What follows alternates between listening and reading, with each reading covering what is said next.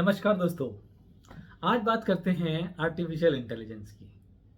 Artificial intelligence specially chat GPT के आ जाने के बाद से एकदम से एआई से संबंधित ऐप्स की बाढ़ सी आ गई और चारों तरफ अब इस बात की चर्चा हो रही है कि नौकरियां बहुत कम हो जाएंगी, रोजगार के मौके जो पहले से ही बहुत कम थे वो अब और कम हो जाएंगे।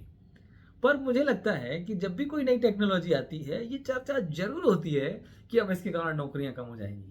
पर सच में ऐसा होता है क्या? मेरे ख्याल से नहीं। जब कंप्यूटर आया था तब भी बहुत हल्ला मचा कि ये नौकरियां खा जाएगा, जो काम आदमी करते थे वो सब कंप्यूटर करने लगेगा। और जैसे जैसे हम इस दिशा में जा रहे हैं ये बातें लगातार होती रहती हैं। पर सच्चाई क्या है? अगर आप पुरानी चीज़ों पे मतलब कंप्यूटर वाली ही बात कर रहे हैं, अगर उस पर नज़र डालें और उसका पूरा एनालिसिस करें तो हम पाते हैं कि नौकरियों के प्रकार बदल जाते हैं, तौर तरीके बदल जाते हैं और क्षेत्र बदल जाते हैं। लेकिन वास्तव में क्या नौकरियां कम होती हैं? नहीं। जब तक ये मानवता रहेगी तब तक ये अर्थतंत्र भी रहेगा। जैसे राजतंत्र रहेगा, अर्थतंत्र रहेगा, सामाजिक तंत्र रहेगा, लोगों का मनोवैज्ञानिक तंत्र रहेगा, जैसे कि आध्यात्मिक तंत्र रहेगा। तो उसी सारे तंत्र में ये नौकरियां भी रहेंगी, यानी रोजगार के मौके भी रहेंगे। इनके प्रकार जरूर बदल जाएंगे। पर जो लोग स्मार्ट हैं और जो लोग इस चीज का आकलन करके समय के साथ अपडेट होते रहते हैं, उन्हें इसमें संघर्ष कम करने पड़ते हैं और उनके लिए ये ज्यादा आसान हो जाता है कि वो रोजगार के अवसरों को ज्यादा सफलता से, ज्यादा सुविधा से कैसे प्राप्त कर लें। तो मेरे विचार में जो परिवर्तन आएंगे उनमें ज़्यादातर परिवर्तन ये आएंगे कि जो चीज़ें मोनोटोनस हैं, जिनका एल्गोरिदम फिक्स किया जा सकता है, उनसे संबंधित तो नौकरियां कम होंगी, क्योंकि वो काम बड़े आसानी से एआई से हो जाएंगे।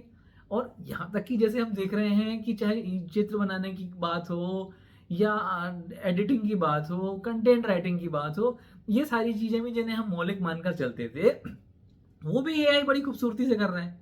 पर वास्तव में क्या वो मौलिक थे?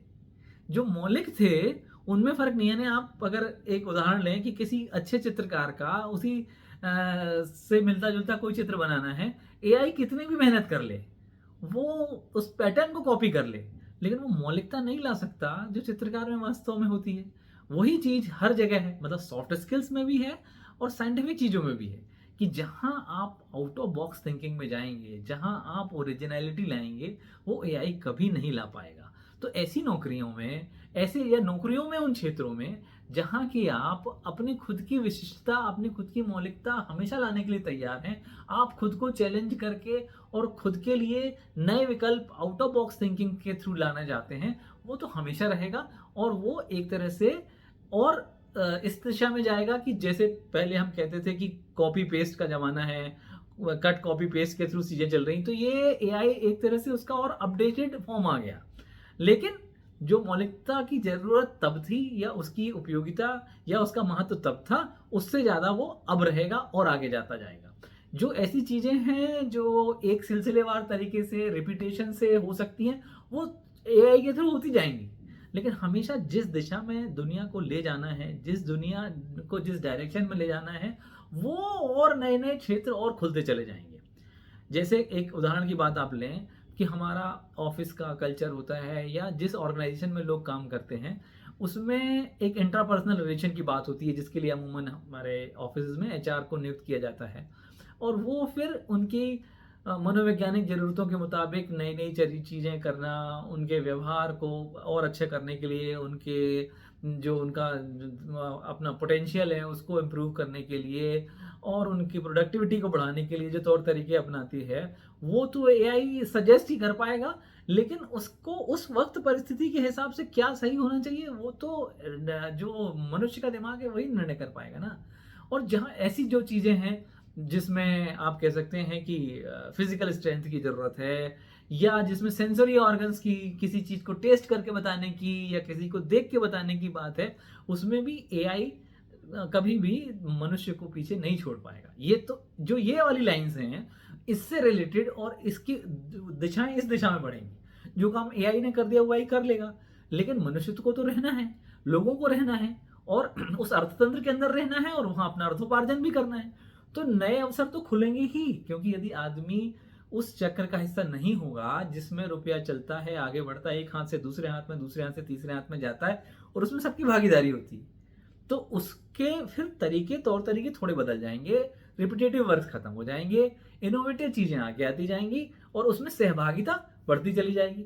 तो जो जैसे साहित्य की हम बात करें, तो जो ऐसी कई हम कविताएं पढ़ते हैं जो हमको जब पढ़ने को मिलती हैं तो मौलिक कविता जैसे ही पढ़ते हैं तो वाह, मन वाह वाह कर उठता है। वो चीज एआई नहीं रच सकता, वो तो कवि ही रचेगा। जो चित्र कोई है उस चित्र को देख के जो हमारा मन आनंदित हो उठता है, वो एआई नहीं कर पाएगा, वो तो उसको ही करनी पड़ेगी। वैसे ही साइंस के नए नए जो आविष्कार होने हैं, उन आविष्कारों के थ्रू जैसे दुनिया को आगे जाना है, वो एआई नहीं कर पाएगा, वो सिर्फ हेल्प कर सकता है। पर नया आविष्कार कौन सा लेके आना है वो तो वैज्ञानिक का मस्तिष्क ही तय करेगा। तो मौलिकता की जगह ये सिर्फ एक हेल्पिंग टूल के रूप में रहेगी, एआई हमेशा हेल्पिंग टूल के रूप में रहेगी। लेकिन जो वास्तविक काम है, यानी जो सारथी का वास्तविक दायित्व है, वो मनुष्य का मन और मनुष्य का मस्तिष्क और उसका जो चीजें उसे आनंद देती हैं, जो उसको जीवन के मायने देती हैं, वही चीजें कर पाएंगी। तो इसलिए ये सोचना, इस बात का भय खाना कि एआई के आने के बाद से हमारी नौकरियां कम हो जाएंगी, हमारे लिए बाकी अवसर कम हो जाएंगे, रोजगार के अवसर खो जाएंगे, ये बहुत बेमानी बात है। ये जरूर है कि ये उस दिशा में चीजों को ले जाएगा जहां ज्यादा कुशलता की जरूरत है, ज्यादा मौलिकता की जरूरत है। धन्यवाद।